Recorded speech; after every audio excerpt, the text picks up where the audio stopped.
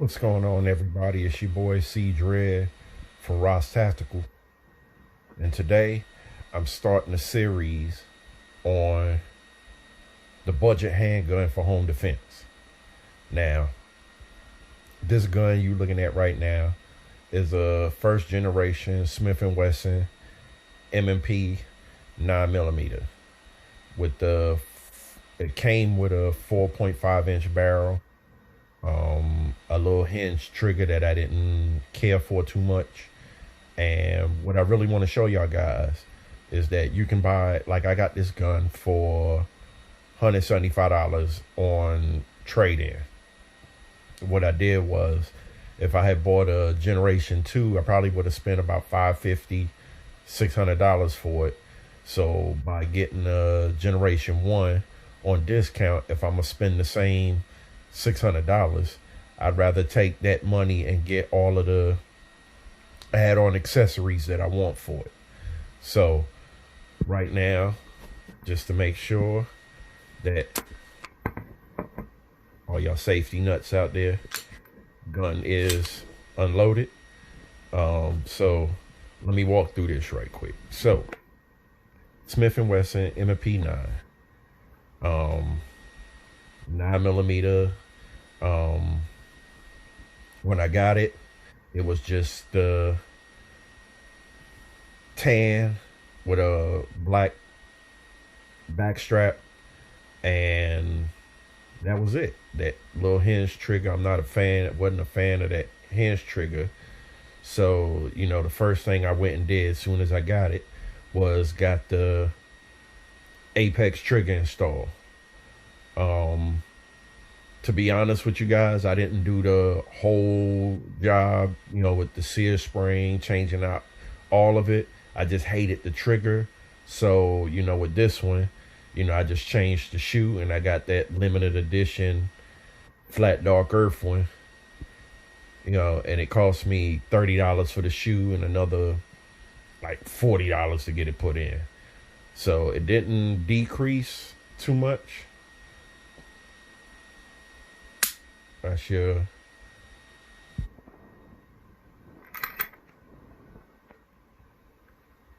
brake. So it's not bad. It's maybe around 7 pounds, maybe about 6 pounds or so. I don't mind a heavy trigger. At least it wasn't like 10 pounds like my Smith & Wesson SD9. That was like the worst trigger I ever had. But so first thing I did was I went and got that Apex trigger. So after I did that, the next thing I did was I got the Blacklist gold barrel that was threaded.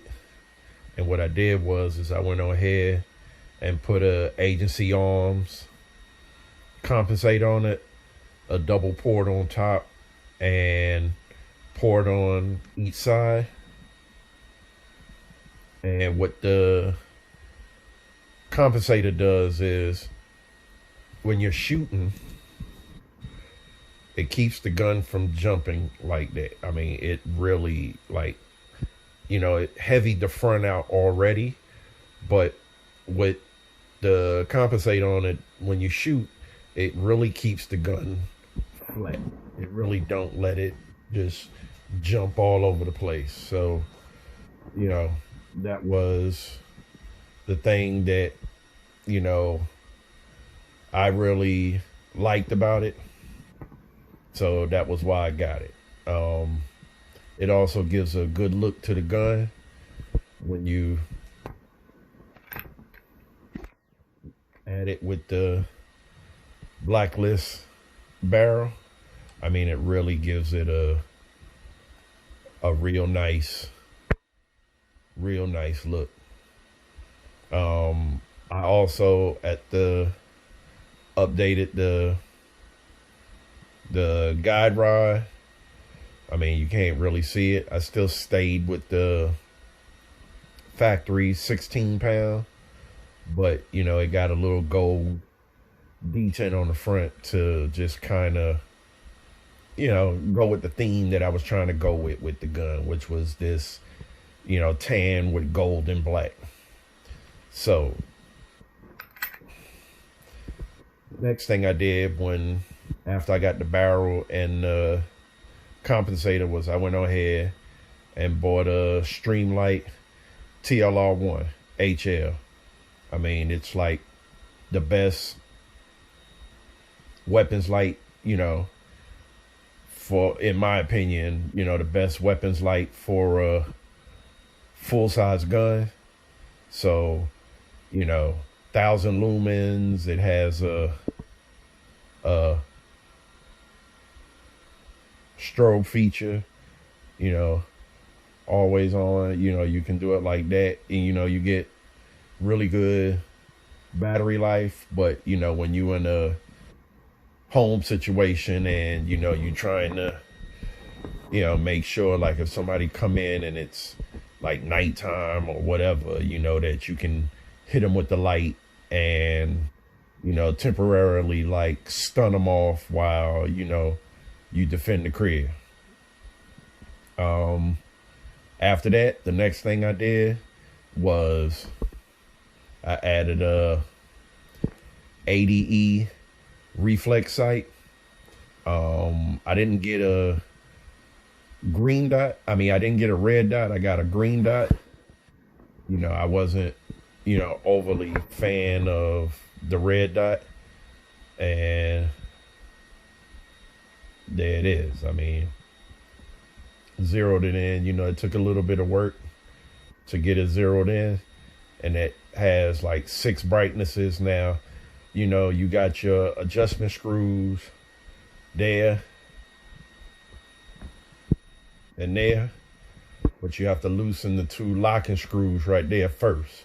And once you unloosen those, you make your adjustments and then you lock them back down. I put a little blue Loctite in it so that once I got all my settings and I locked it back down, I ain't had to worry about losing my zero. What I did was I didn't want to get the gun milled, because if I ever decided that, I was going to sell it or, whatever, if it didn't really work for me the way I wanted, if I went and spent, a couple $100 or so to have it milled.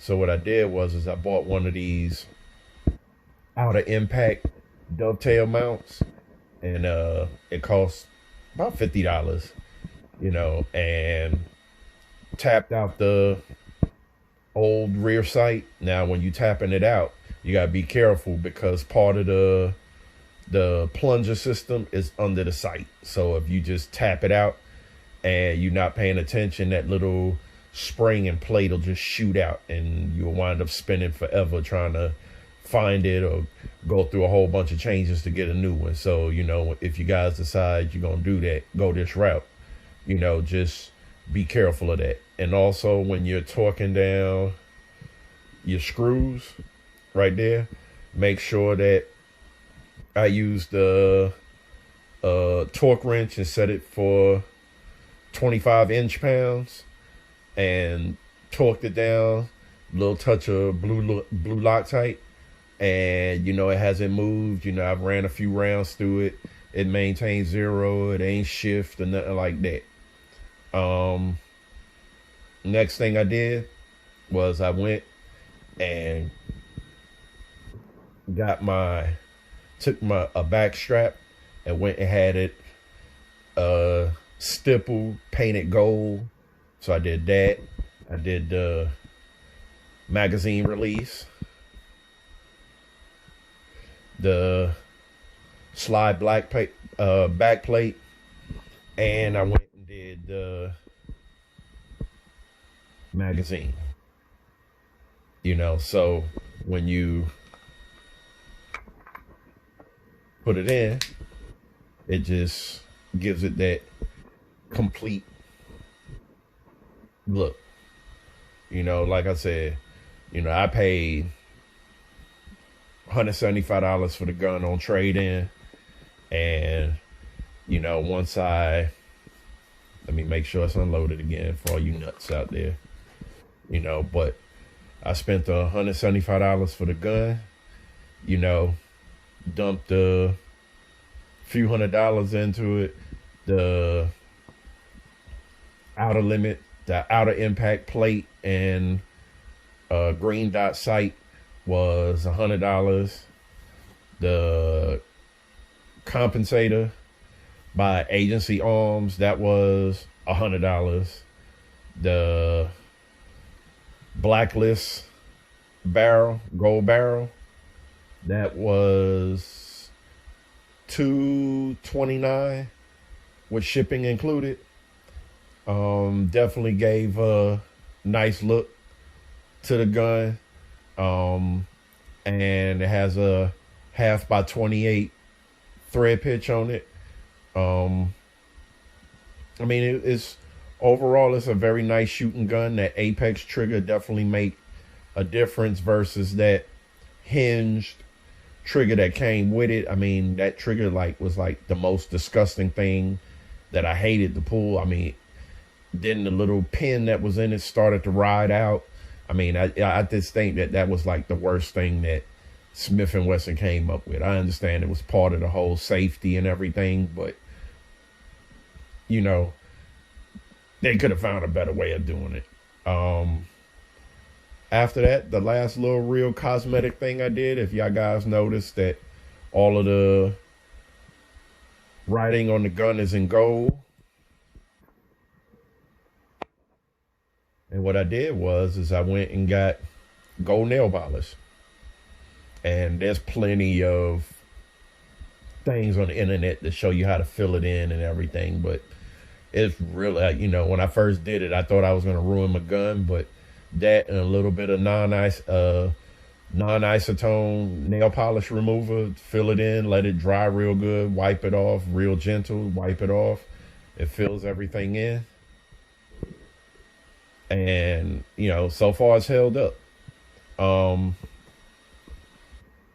Like I said, it's definitely, it turned out nice. So when you add up, sorry about that.